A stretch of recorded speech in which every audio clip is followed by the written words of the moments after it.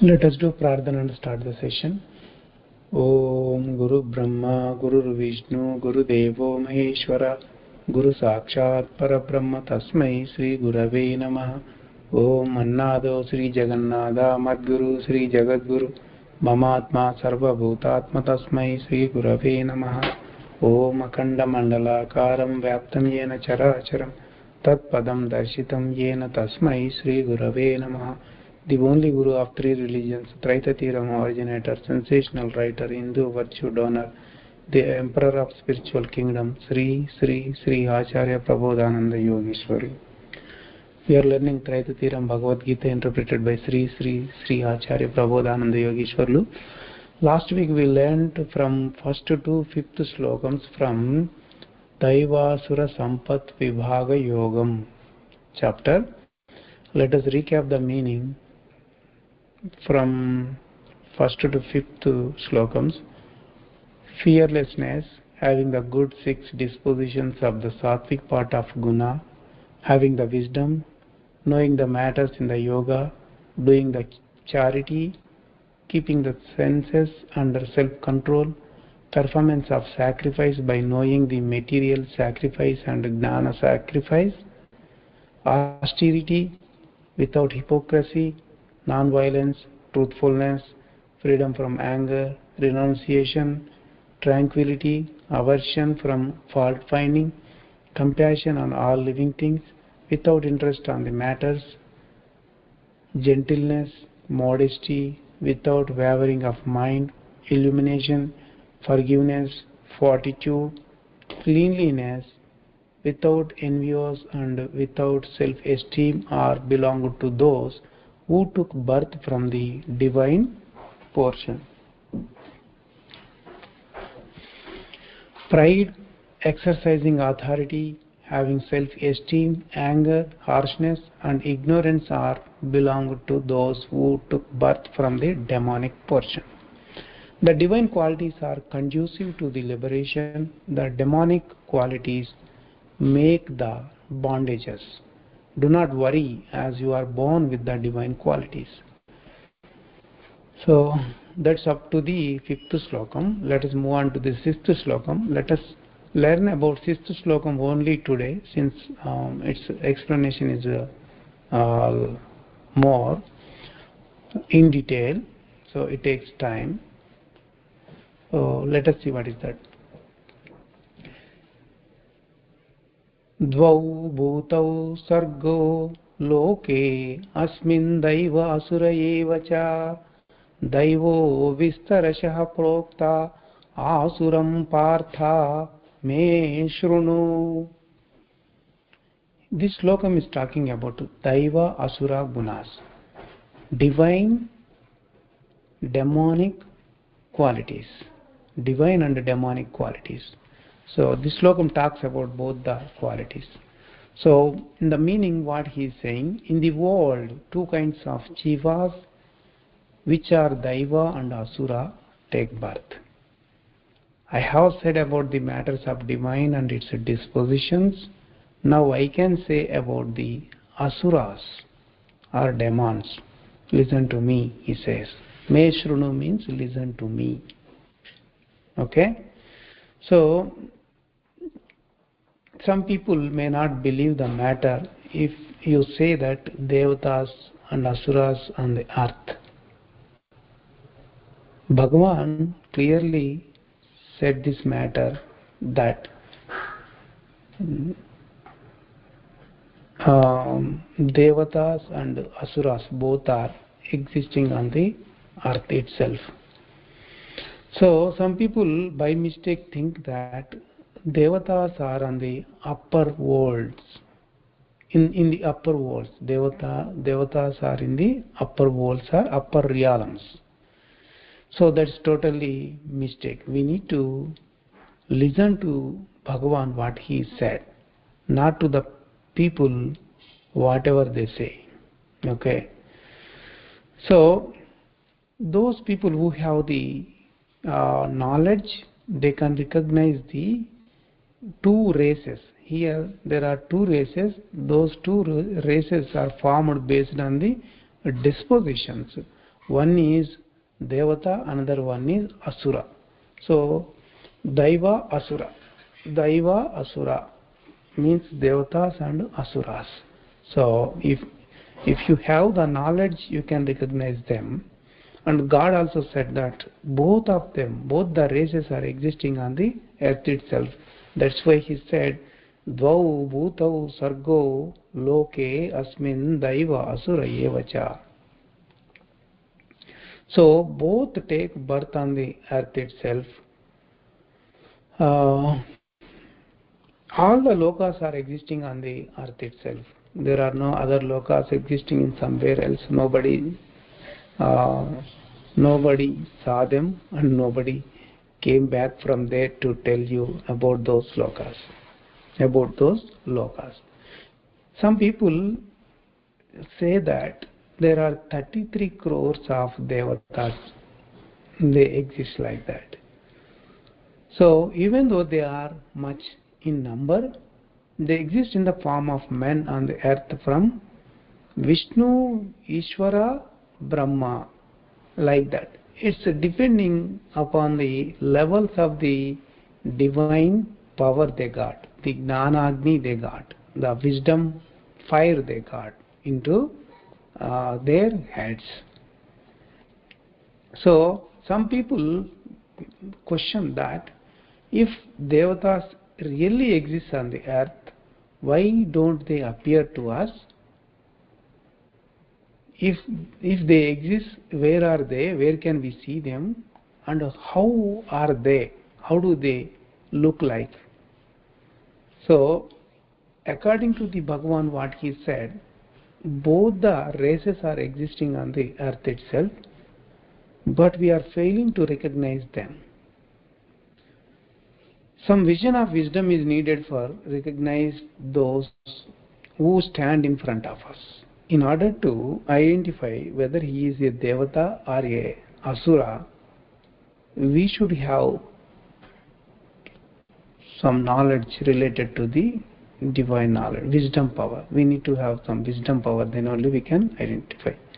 And also, even though they are Devatas, they cannot know themselves. They cannot recognize themselves that they are Devatas. That is also there.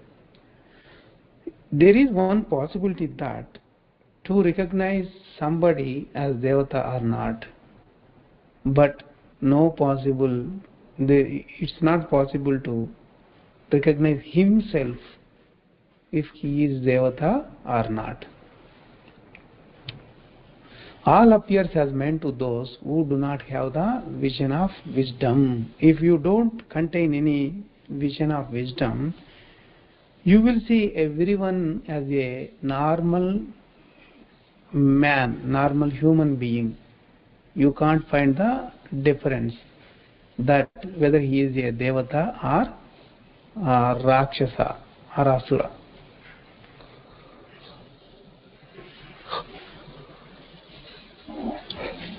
The differences which are in the Devatas, from the small Devatas to the Vishnu, are in men. Everybody exists in the human beings only. It can be said those who have power of wisdom are the Devatas. So whoever contains the power of wisdom, they are called Devatas. So according to that, there exist some differences among the Devatas. So the one who has much more power of wisdom, he is called the Vishnu. Then next place is given to the Rudra, and after that place is given to the Brahma. Like that, top three positions exist there. So in this way, they are called different Devatas in accordance with their power of wisdom. Based on the power of wisdom, they will be called different types of Devatas. According to this, those who have power of wisdom are called Devatas. The power of wisdom, whoever contains, he is called Devata. Those who don't have wisdom are called demons. Demons will not have any power of wisdom within them. So there will be some questions here after knowing about the above matter. So Vishnu, Ishvara and Brahma, etc. are there, right? So they got highest power of wisdom. Then the question is that, do they still exist in Kali Yuga? Kali Yugam? Without engrossing in the Paramatma, haven't they got liberation? Do they getting rebirth like others? These are the questions they ask. So the answer for this is, in the country, we need to take an example about a country. So in the country, there are so many posts, like king will be there, prince will be there, prime minister will be there, and also minister, marshals, like that. So many posts are there in a country. So those posts are permanent, but the people will be taking that positions. After some time they will go away. Another person will take the charge of that, take in charge of that position. So similarly, in the field of wisdom also, the same thing happens. So here in a country, king is not a permanent person. The position is permanent, but the person who occupies that position is not permanent.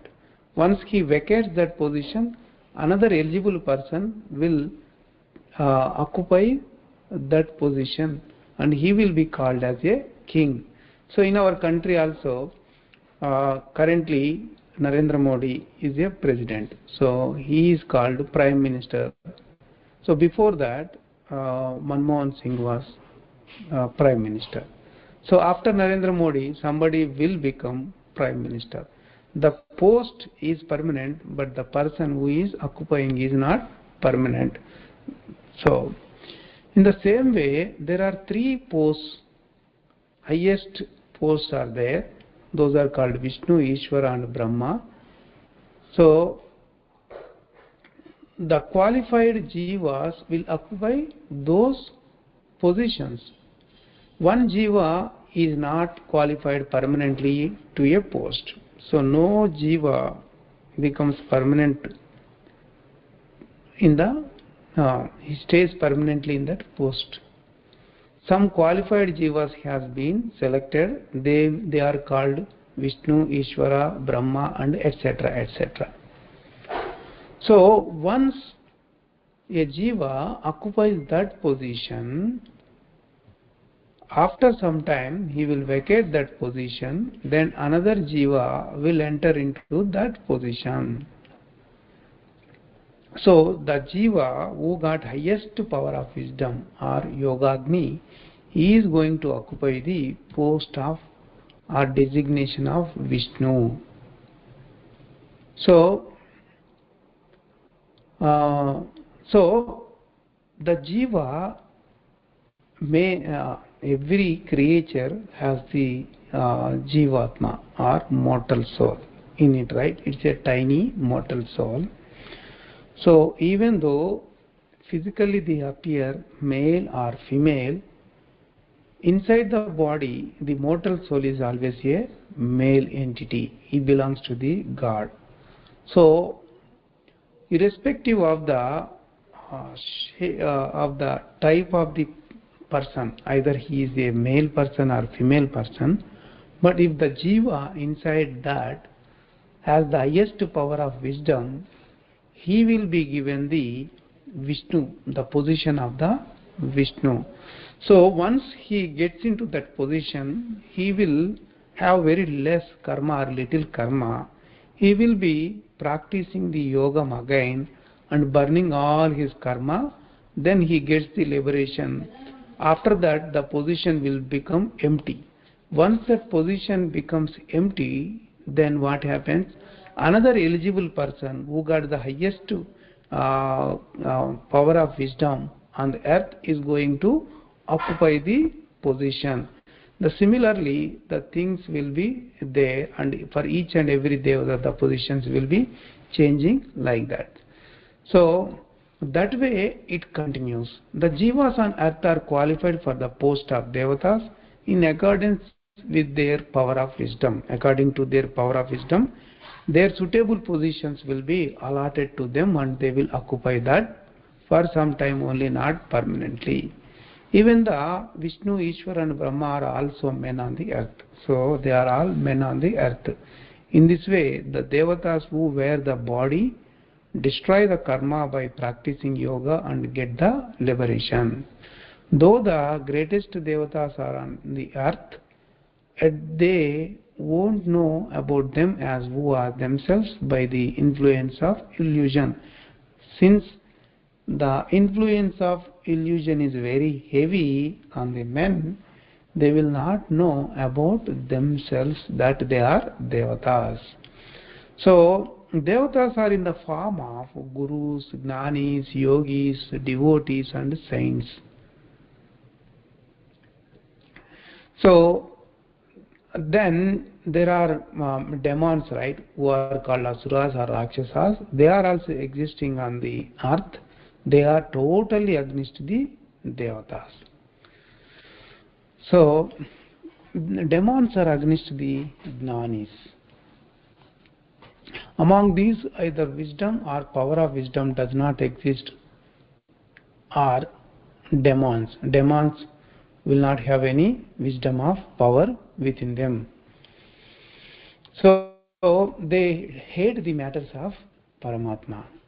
The demons who have devotion of dark passion, that is tamasa, think that they are the real devotees. They think themselves that they are the real devotees. So this is about the demons and the devatas. Let us learn about the 7th Slokam in the next session. Let us do Mangala Pradhana and end the session. Om Mangalam Gurudevaya Mahaniya Prabodhatmane Sarvaloka Sharanyaya Sadhu Rupaya Mangalam. Prabodhatman to everyone.